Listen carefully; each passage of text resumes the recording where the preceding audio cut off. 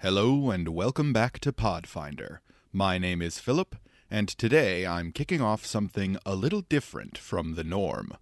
My channel has been around for just over a year now, and I've settled into a production schedule and video style which allows me to maintain a good balance of video quality and work-life balance.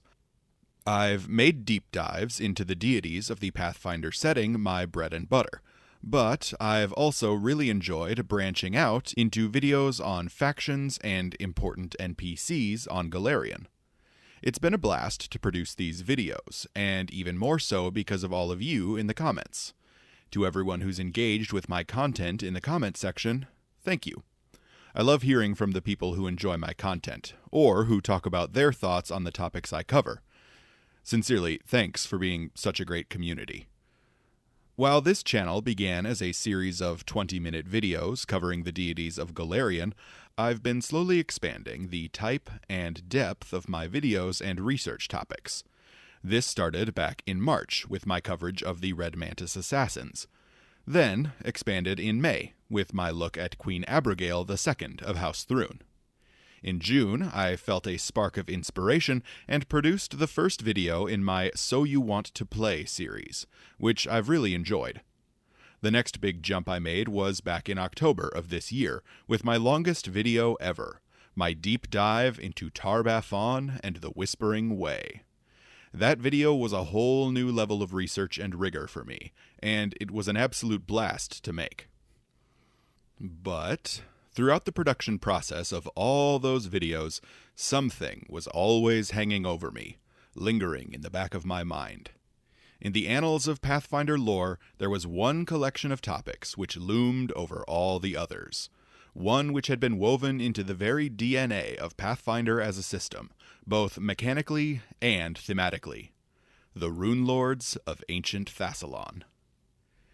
These ancient wizard kings, and the ruins they left behind, were some of the fundamental building blocks of the early Pathfinder game setting, and, though the world of Golarion has expanded and filled in around them, they still exist as one of the major fulcrums about which the entire setting turns.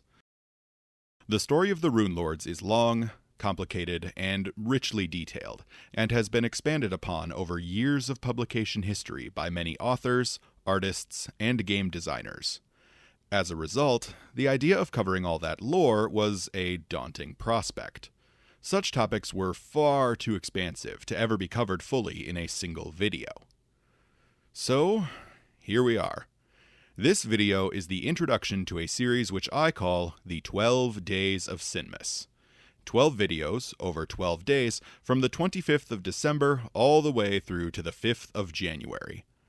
This video is where I'll be explaining what the content of the series will be, the way I'll be tackling spoilers throughout the series, and what sources I used.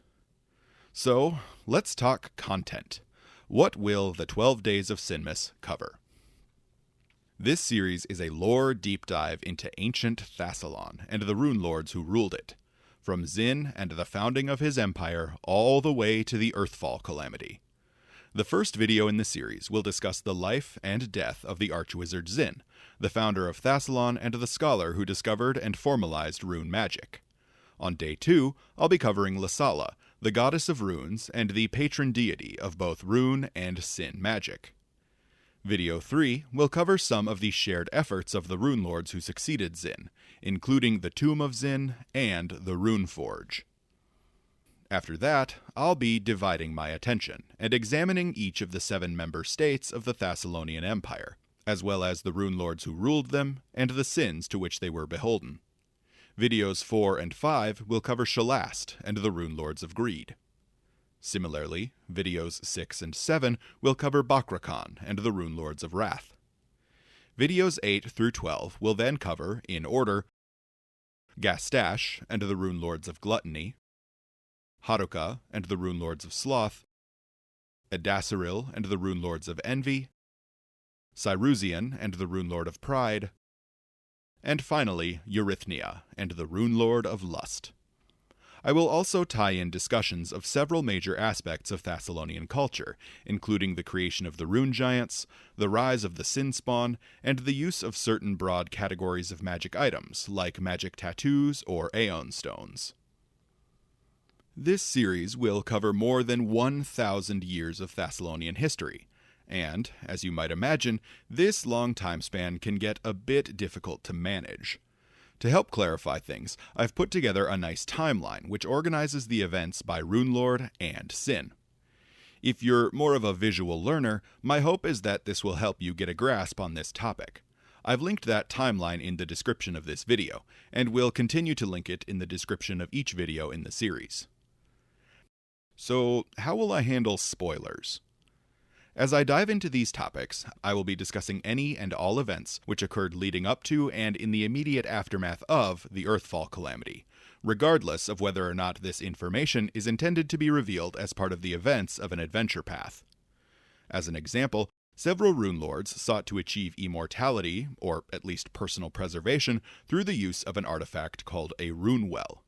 I will discuss which rune lords used this method, as well as the underlying mechanics of the rune wells.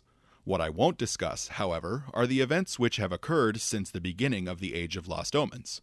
For instance, were the rune wells able to restore any of the rune lords to life in, say, 4707 AR? And if so, what events did that kick into motion? So, from a spoiler perspective, if you want to play any of the APs in the Rune Lords trilogy and go in completely blind, then this series is definitely not for you. This series will reveal the underlying mysteries of those campaigns. I won't spoil the specific events of those campaigns, but any sense of archaeological or arcane mystery will be completely erased. That said, if you intend to GM these campaigns, this series should be a great resource to help you understand the history the players are trying to rediscover. Additionally, if you just want to brush up on your Thassilonian history, then this is definitely the series for you. As a little peek behind the curtain, I had originally intended for this series to cover the events of the Rune Lords trilogy, and all the relevant adventures and PFS scenarios from the Age of Lost Omens as well. But that more than doubled my workload, to the point where there was a version of the project outline which actually evolved into the 25 Days of Sinmas, at least until I decided to scale things back. If you'd be interested in some coverage of the Age of Lost Omens, let me know. Who knows, if there's enough interest, the 12 Days of Sinmas could return in the future. Moving on to looking at my methodology, the research that has gone into these videos has been far and away the most extensive I've ever performed. Ancient Thassilon has been discussed in loving detail by Paizo over the years, but those discussions have been spread out over dozens of publications. My primary sources for these videos were, of course, the Rune Lords trilogy of adventure paths, 2007's Rise of the Rune Lords, including the Anniversary Anthology, 2013's Shattered Star, and 2018's Return of the Rune Lords. I also got some information from a few other APs set in and around Varisia, including Curse of the Crimson Throne, and to a lesser extent Second Darkness. Beyond these APs, several other adventures or AP books proved useful, including Book 3 of the Ruins of Aslant AP, Book 3 of the Giant Slayer AP, and the Seven Swords of Sin and Rusthenge adventures. I dug into a lot of the campaign setting, companion, and chronicles books from 1E as well. These include the original campaign setting book, Gods and Magic, the Inner Sea World Guide, Artifacts and Legends, City of Strangers, Varisia, Birthplace of Legends, Dungeons of Galarian, Inner Sea Magic, Lost Kingdoms, Mythic Realms, Inner Sea Gods, The Giant Hunter's Handbook, Giants Revisited, Belkzin, Hold of the Orc Hordes, Lands of the Lenorm Kings, The Great Beyond, A Guide to the Multiverse, and the Arcane Anthology. I've also collected information from the Lost Omens product line and the 2E Rulebooks line, including from Lost Omens, Gods and Magic, The World Guide, Monsters of Myth, Legends, The Travel Guide, and Secrets of Magic.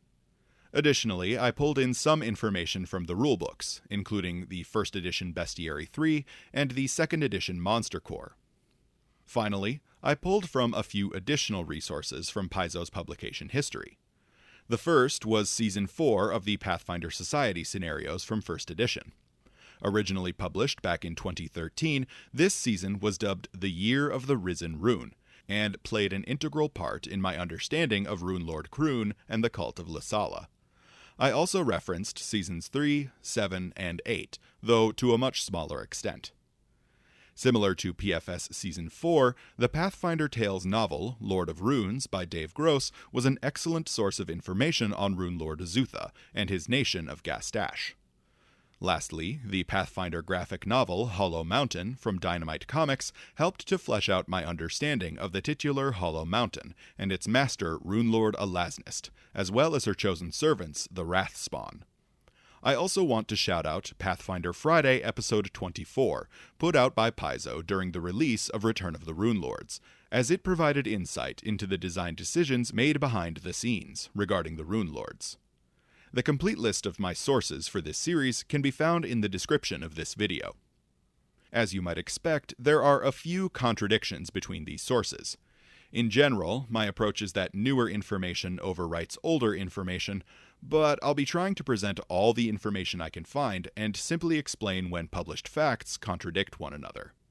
Paizo has actually done a pretty clever job of hiding their retcons regarding the Runelords over the years, explaining them away as misinterpretations of the historical record, which were thought to be true on Golarion, but which were eventually proven wrong. Well, that's about all I have to report. It's been a pleasure to prepare this series for you, and I'm excited to share all this work with you over the next few weeks.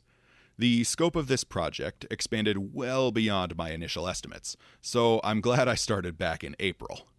As I'm recording this video, I am on track to have produced over 10 hours of content for this series, and I'm not convinced that I won't be surpassing 12 hours at the rate I'm going. I hope y'all are interested in the Runelords, because I'm going to do my best to give you every piece of information you could ever want on them. So, I'll be back on Wednesday to kick off this series with a discussion of Zin, the first king of Thassilon. Merry Sinmas to you all.